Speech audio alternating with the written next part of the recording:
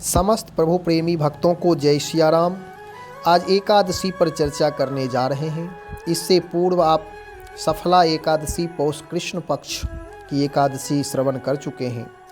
आज पौष शुक्ल पक्ष की एकादशी श्रवण करेंगे, उसकी महिमा सुनेंगे, विधि सुनेंगे, नाम सुनेंगे। भगवान श्री कृष्ण और धर्मराज युधिष्ठिर का यह संवाद है। युधिष्ठिर कहते हैं, प्रभु आप ये बताएं उत्तम संतान की प्राप्ति कैसे हो, जिससे लोक मंगल हो, परिवार का मंगल हो, माता पिता का भला हो, और इससे धर्मपरायण पुत्र यदि हो जाए तो लोक परलोक दोनों उत्तम होते हैं। भगवान श्री कृष्ण ने कहा कि पौष शुक्ल पक्ष की एकादशी जो लोग करते हैं उनकी संतान, उनके पुत्र उत्तम होते हैं, कल्याणकारी होते हैं, धर्मपरायण होते हैं, प्रभु भक्त होते हैं। तो महाराज धर्मराज की जिज्ञासा बढ़ी। उन्होंने कहा, महाराज मुझे आप बताएं उसका नाम क्या है, विधि क्या है। भगवान श्री कृष्ण बताना प्रारंभ किए। इसका नाम पुत्रदा है। यह समस्त पापों को हरने वाली है। सिद्धि और काम को देने वाले नारायण इसके देवता हैं। चर अचर तीनों लोक में इससे परे कोई नहीं। हे राजन, पापों को हरण करने वाली जिस कथा के सुनने और करने से हरि भगवान मनुष्य को विद्वान और यशस्वी कर देते हैं, उसे सुनो।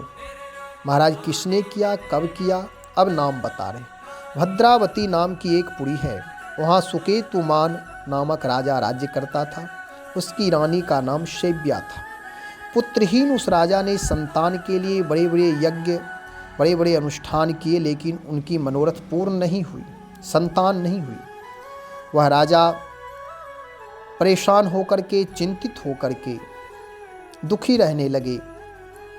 तो फिर वो एक धर्म पत्नी और स्वयं राजा विचार किए कि अब क्या करना चाहिए जीवन में। जब उत्तम पुत्र की प्राप्ति नहीं हुई, दिन रात शोक मग्न रहना, दुखी रहना समाज में, तो उन्हें ठीक नहीं लगा। तो दोनों विचार किए कि चलो अब जीवन लीला ही समाप्त कर लें। जीवन से मैं हार गया हूँ, अब मुझे लोक यश मोक्ष परलोक की कोई चिंता नहीं है। चलो पुत्रहीन जीवन, संतानहीन जीवन, गृह शून्य जीवन है। गृह में कोई है ही नहीं। वह सदा हृदय से दुखी रहते थे। अब वे जंगल की ओर दोनों पति पत्नी निकल गए और अब वापस नहीं आना है। भगवान की प्रेरणा से एक संत का दर्शन हुआ। वह संत जब जिज्ञासा जाकर के उनके सामने प्रकट किए, महाराज मेरा नाम और मैं सुकेतुमान है, मैं राजा हूँ, मेरी ये धर्म पत्नी है, मैं जंगल में आया हूँ कि अब जीवन लीला समाप्त करने। ऋषि ने कहा, कारण क्या है? तो महाराज मैं संतानहीन हूँ, मेरे पुत्र नहीं है। तो रभात्मा ने कहा कि आप घबराए नहीं, परेशान ना हो, जीवन लीला समाप्त नहीं करना है। मैं उपाय बता रहा हूँ, आप विधि पूर्वक उपाय करें, आपका जीवन सफल होगा, उत्तम पुत्र की प्राप्ति होगी। और एकादशी व्रत नियम पूर्वक उनसे करवाया। यही पौष शुक्ल पक्ष एकादशी जो पुत्रदा है, जो उत्तम पुत्र देने वाली एकादशी है, वह व्रत करवाया। और भगवान की कृपा से अवसर पाकर, समय पाकर के उन्हें उत्तम पुत्र की प्राप्ति हुई।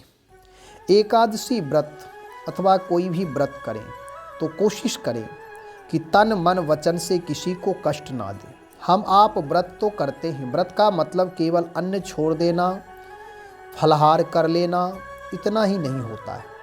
व्रत का मतलब होता है कि अपने इंद्रियों को संयमित रखना, तन मन वचन से किसी को कष्ट ना दे, नेत्रों से किसी में दोष ना देखे, वाणी से किसी की निंदा ना करे, श्रवण से, कानों से किसी की निंदा ना सुने। यह उत्तम व्रत है। जब तक यह पालन नहीं होता तब तक बहुत सारे लोग व्रत करते हैं, लेकिन अनुष्ठान करते हैं, लेकिन उसका लाभ नहीं मिलता। इसका कारण यही है कि जितना हम धर्म नहीं करते, पुण्य नहीं करते, उससे अधिक अधर्म हो जाता, पाप हो जाता है। इसलिए व्रत सफल नहीं होते। नहीं तो अभी भी व्रतों में शक्ति है। श्रद्धा विश्वास से युक्त होकर के जो एकादशी व्रत करते हैं, भगवत परायण होकर के जो व्रत करते हैं, अपने आप को भगवान के चरणों में समर्पित होकर के, भगवान नाम निष्ठ होकर के जो व्रत करते हैं, उनका व्रत अवश्य सफल होता है। और किसी प्रकार मन में कोई संशय ना रखें। भगवान समर्थ हैं। भगवान की कृपा से जो एकादशी व्रत करेंगे, पौष शुक्ल पक्ष एकादशी, उन्हें उत्तम पुत्र की प्राप्ति अवश्य होगी। साथ साथ भगवान नाम का जप अधिक से अधिक करें। नाम महाराज की कृपा से आपके अनुष्ठान, आपका व्रत सफल होगा। श्री राम जय जय राम।